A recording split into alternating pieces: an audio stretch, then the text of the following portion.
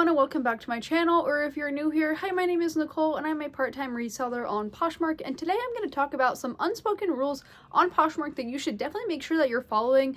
These are things that are so important and I feel like they don't really get talked about too much, but they make a big difference, and I feel like they're just general things that you should be doing to be helpful for you and for others on the platform. So hopefully you enjoyed this video and hopefully you learned something in it, and make sure that you're subscribed so you never miss a future video that I do here on this channel.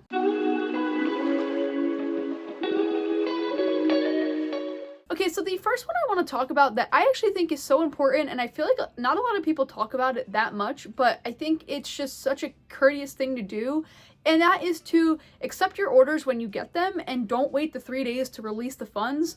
I actually see a lot of sellers that have like a release the funds like post in their closet or things like that. But I feel like this is something that gets overlooked because people just think, oh, I have 3 days, so I'm just gonna let it, go, it doesn't matter. And I feel like it definitely does matter because a lot of people, and I'm finding this, more now, but a lot of people kind of wait for funds to get released so they could purchase more things. And so it's so important that you release those funds, immediately, so that way people can use those funds if they need to. Now, obviously check the item beforehand and make sure that the item is not flawed, but it does not take you 3 days to check the item and make sure it's okay.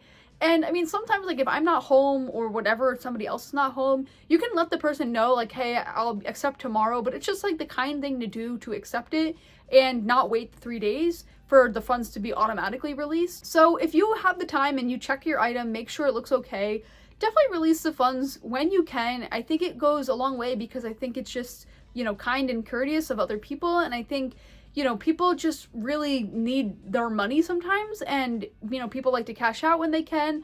So you just never know what somebody else's situation is. Maybe you don't need it right away, but somebody else does, and you cashing out will make a big difference for them. So if you can just accept like right away or within the same day, it will help a lot of sellers out, and it's just the kind thing to do. The next thing that I think is just so important to do, and I don't think it gets talked about enough, is to ship quickly. And I only put this in the video because I feel like the USPS takes a very long time to ship recently. I feel like there's so many delays. And so if you're waiting like a whole week to send out your order and you're waiting for the reminder text from Poshmark, that buyer is not going to get their order for several weeks because the shipping delays are so out of control. And I know not everyone can ship same day, and that's totally fine, but you should be shipping within 24 to 48 hours of your order, I think. I don't think you should be waiting much longer than that. I don't think that's very kind to the people that are buying, especially because nowadays you can get things on Amazon or Walmart or a lot of different stores, same day, next day, things like that. So people are not going to want to wait around, especially when they're paying $9 practically. I mean, I know it's like $8 and 20 something cents, but it's so expensive to have shipping. And so for you to then take like several weeks to get their order out, people are not going to want to do that. And I know personally, because I feel like most of the people I shop from take forever to ship. And it is very frustrating, especially when you pay a lot for it. So I just think it's important to ship quickly. And again, it's just one of those things where it makes you a better seller overall, makes people want to shop from you. And definitely as a buyer, understand that, even if something doesn't start tracking right away, maybe the seller did drop it off, or maybe if the seller dropped it off within like a day or something at the post office and then it kind of was lost in transit for a couple weeks, don't rate the buyer poorly because of that, because that's not our fault. So that kind of leads me to the next tip, is just basically have some grace for sellers, because packages do get damaged in transit and it's not really fair to us. So like, I know personally, I will package my items up really nicely in my own custom packaging, but I know that they don't get to the buyer the way I package them and like the way they look so nicely when I put them in my mailbox or drop them off at the post office. I know they get all messed up in transit. I know boxes get dinged. I know labels get messed up. But again, this just happens. But I've seen a lot of people try and say, oh, like the packaging was bad, or oh, it was a slow ship time or something like that. And like, I ship same day or next day, so there's no way it was a slow ship time, but it got delayed in transit and maybe the package got beat up in transit. And so it's out of my control. I don't think it's fair to rate someone poorly on that, because once I drop it off, I'd have no control over what happens to it. Now, I understand if you bought something breakable and the person didn't package it up nicely, but I always package up mine really, really nicely in tons of bubble wrap and extra packaging to make sure they're safe. So I just find that when buyers get too picky and they start picking on things that like are out of our control, I just don't think it's fair, and I don't think you should do it. I think you should definitely only, have something to say negative if, the item was different than explained, or the item was damaged, or things like that. The next big one is to just not decline offers. This is just seen as really rude regardless of if you're a buyer or a seller. So if you get offers as a seller, do not decline them. Always counter or accept when you can. And also if you are a buyer and you are, receiving offers from sellers, I find it to be pretty rude when somebody declines. Like, I don't know, I just feel like it's pretty harsh.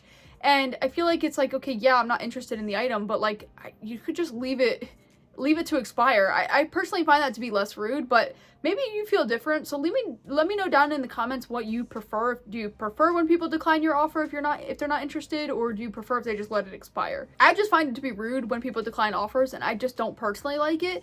But hey, I mean, I guess to each their own, but I do think it sends the wrong message, and I do think if you are a seller and you're declining buyers' offers, you're only kind of like putting the energy out there that you don't want sales and you don't want people to send you offers, because hey, I'd be happy with a low ball offer. And I know a lot of people complain and they're like, oh, how dare you send me 50% off or 70% off, and I'm like, hey, I'll take it, because these summer months are so slow and any offer is better than no offer. So I don't know, I think it's rude, and I just don't think people should be doing it. Okay, the next one has to do with Posh shows. So if you're not in Posh shows, this might not apply to you, but if you attend share shows and you're having your items pulled into the tray and, the seller's running your items for you, you add to the Blue Plus, and they try and sell your items for you, the least you could do is to definitely share out their closet and share out their listings. But also I think it's good to share out the people in the show as well, because that's going to help you get more eyes on your listings.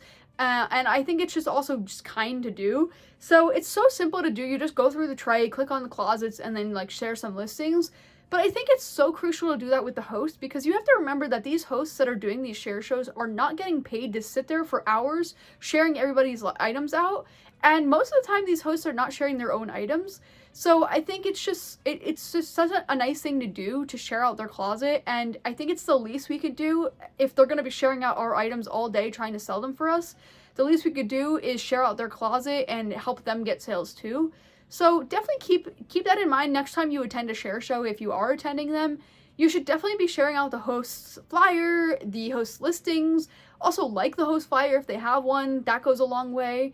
But the last tip I'm going to talk about in this video kind of goes along with the flyer tip, is to just not like unlike flyers all the time. And if you're gonna end up unliking it, then just don't like it in the first place. But a lot of people will like a flyer because they'll kind of be, offered a deal in a show of like, oh, if I get my flyer up to a certain amount of likes, I'll do a low star, or I'll run a certain item. And so then when people like leave the show, they will unlike the flyer because they don't want the notifications or something. But that's kind of not fair that you went through all of the effort to like the flyer and then you just, unliked it after the fact. So I would almost rather you just not like it at all. But I think this is like a niche problem. I don't think everyone has this problem, and this is mainly for those share show hosts. But if you are a live show host and you have a flyer, it is a little upsetting when you get mass amounts of people unliking it after the fact. But I don't know, let me know down below if you are a share show host and you've experienced this and what your thoughts are on it. But I just know that it bothers a lot of the share show hosts that I watch, and I just figured I'd put it in this video because I just find it to be a little bit rude when people like a flyer to be entered into a giveaway or something like that, and then they end up unliking it because they didn't win. I just don't think that's pretty fair. Okay, so that is all the tips I'm going to talk about in this video. I hope this video was helpful, and I hope you, learned something that is kind of like one of those unspoken rules of Posh. And maybe if you're already doing one of these things, I would recommend not. I would recommend changing your behavior, because again, these are things that a lot of people on the platform don't like, whether you are a buyer or a seller. So hopefully you learned something, and maybe you can make some changes if you're doing some of these things. If you want to see another video on some new features that you should be using on Poshmark that are going to help you have the success on the platform, you could click right here. And if you want to see another video on how to avoid the summer slowdown and what you can really do to maximize your sales, you can click right here. But until next time, I will see you then.